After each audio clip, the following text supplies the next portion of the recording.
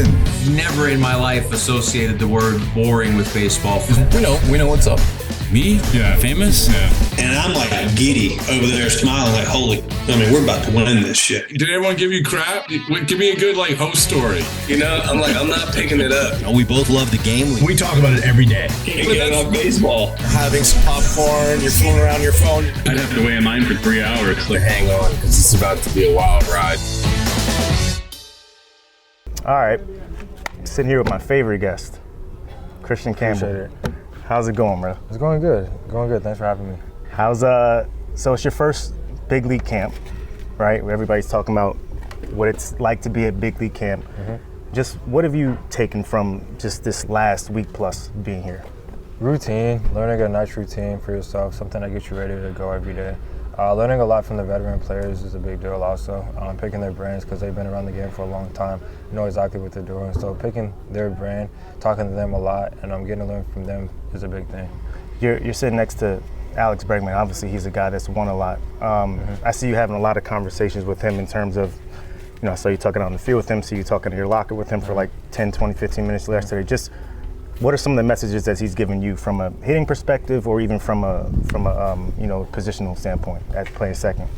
Positional standpoint has really just been asking him how I look at second base, just how I move and stuff, just make sure everything looks right. Just if he sees anything that could be changed or could be a little bit better, let me know, because I think he's the right person. Like him and AC are the two brightest people, in my opinion, to ask for advice when it comes to infield. So I just asked just how I look and just give me any tips and advice. Really, that's it. Yeah, and I saw you working on your turns yesterday, and I think AC was.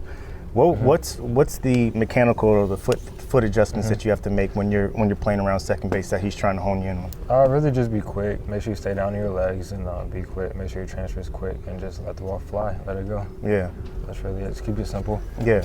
Does it help that you're an athlete and that you're able to bounce around from position to position, because I know you have getting some shags and left.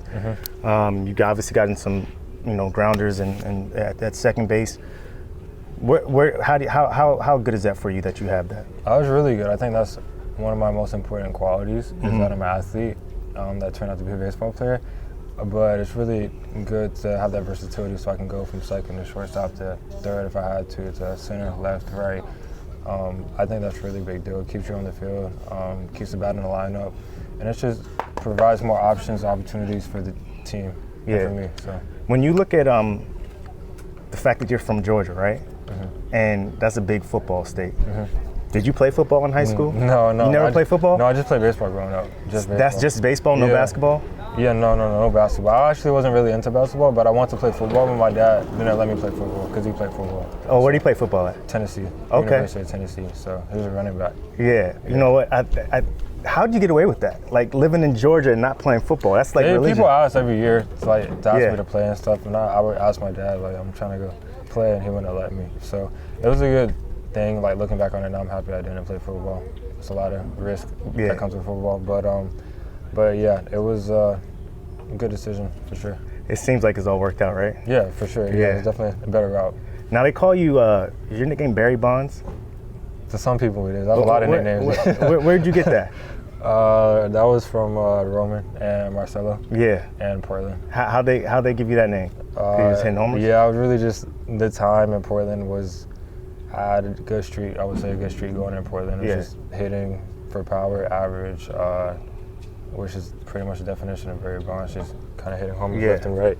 So it was really cool. And that was the first time I actually seen me play too, because they started in AA. I started in high A last season. Yeah. So when I got the AA and started off hot, that was the first time seeing me play. So that's just the nickname they threw out there. So I have a lot of nicknames, like I said, but that's just one of them. So when I first saw your swing, what it reminds me of, and you could say, man, I'm tripping if I say it, Hunter Pence. Have you heard that? Yeah, I've heard that one. I've heard Alfonso Soriano too. Okay, that's a good one. I think that one's a little bit more accurate. Yeah, Hunter Pence is accurate too, but I think his is a little bit more wild. But Alfonso Soriano, I think that's 400 plus home runs. Yeah. He's Yeah. Forearms like you. Kind of similar build. Yeah, similar wiry. build and everything. Yeah, he's strong too, so I like that one too.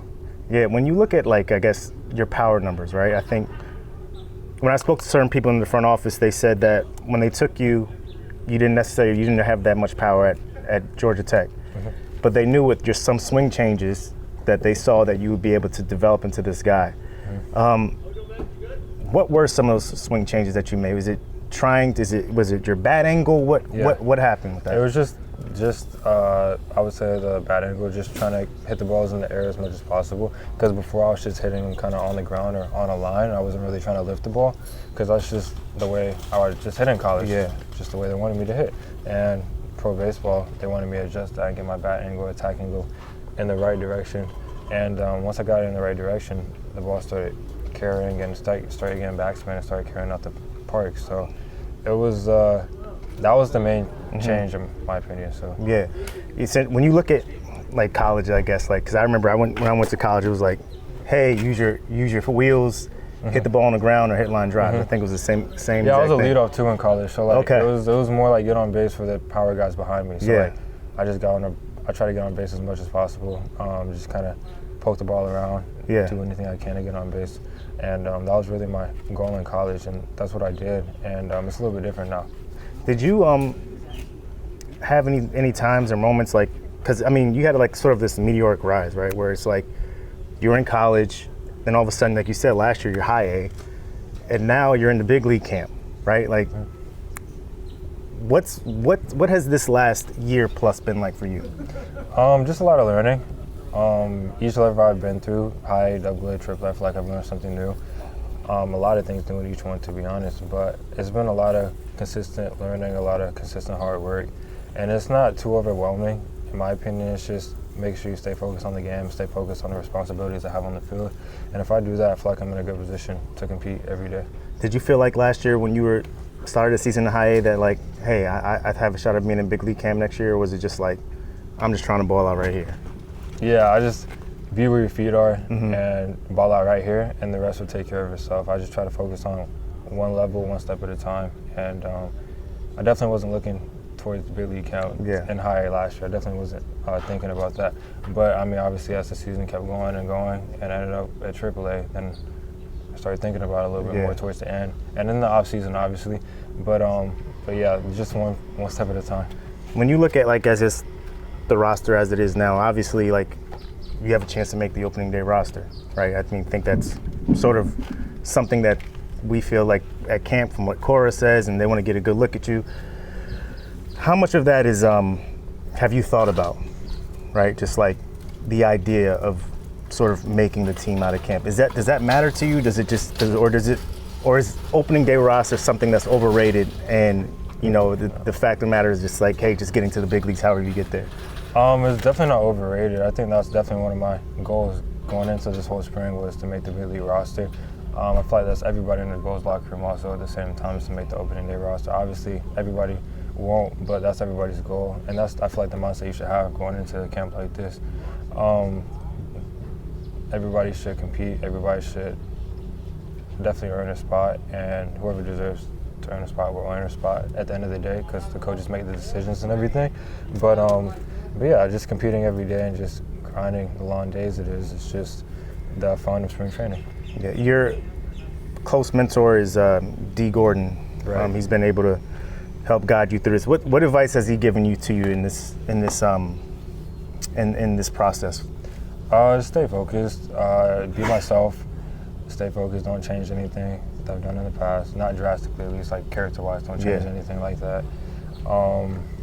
Just be myself and stay focused is really it. I mean, take advice from the veteran players. I knew that one, I feel like. But yeah, just keep it simple. Be myself. Yeah. How did you guys' relationship develop? I know he's from Florida. Yeah, I'm originally from Tennessee, Chattanooga, Tennessee. And when I was younger, I used to go to the Lookouts games, the Chattanooga Lookouts, which were the Dodgers when I was about 10 years old. I mean, he was coming up through baseball at AA with the Dodgers. And I was just like one of these normal kids just hanging on the fence asking for an autograph and stuff. And he put me over the fence one day, and we just started playing catch and hanging out and stuff. And I started being the bad boy of the team.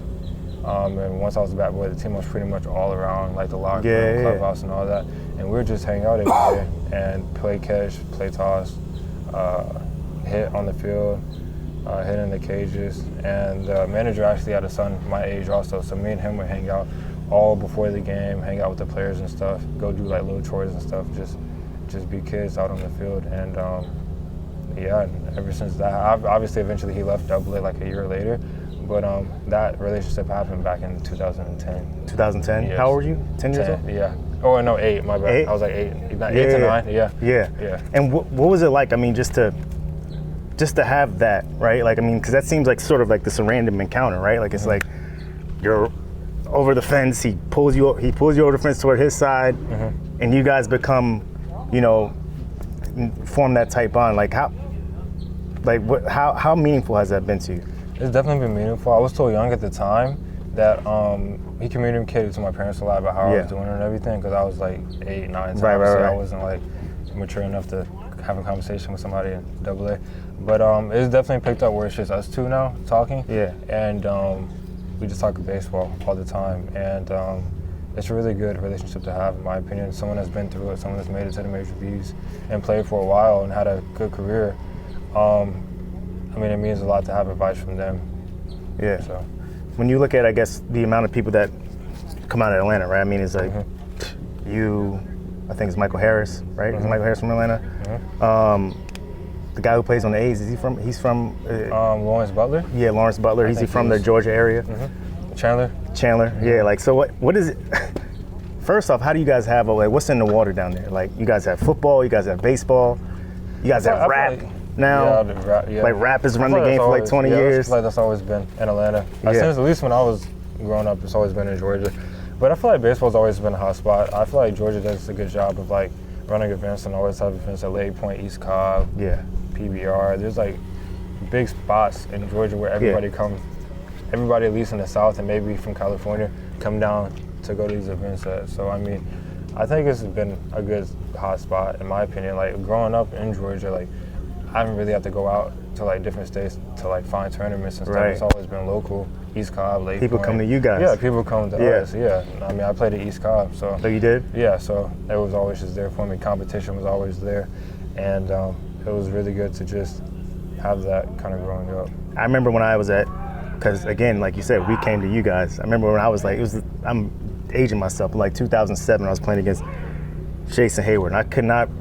It was the biggest dude I felt like I've ever seen. Like it felt like it was like LeBron, right? Then you see his dad, who was sort of like working the fields. His dad is huge too. Easy. Yeah. So, who were some of those guys that you played with that, you know, you sort of remember from your time in high school and you know, basically East Cobb? East Cobb, I played with Tamar. I'm talking about some of the younger guys I played with. Yeah. Maybe like coming up, Tamar was one of them. Very vocal. He's a really good defender. Really good hitter too. I think honestly, I learned a lot from him growing up about being vocal in the field because I wasn't the most vocal person when I was younger, but he was always out there talking and communicating and stuff when it comes to like making plays and everything. So I kind of learned that from him when I was younger, and I just carried that on the older I got. Another person I played with, Christian Moore. Played with him. He's a really good player. He's the stud. He got drafted by the Angels in the first round this last year. He's a good player. He's a really good player. He went to college. He went to Tennessee. He had a really good college career. So I'm excited to see him again. He's a really good player, solid player. I think he's maybe all over the field. It might be just second base or middle infield or whatever, but he's a really solid player. Braswell, still in college. Michael Braswell, he's still in college. He's a really good player also. LSU now. So looking forward to see him do good this year and end up on this side of the ball with us. So trying to think of who else.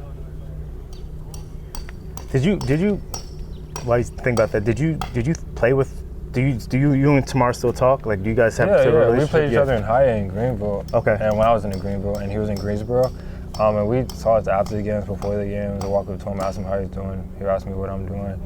And just talk about baseball, talk about hitting, fielding, mainly hitting, because hitting's a little tougher right now.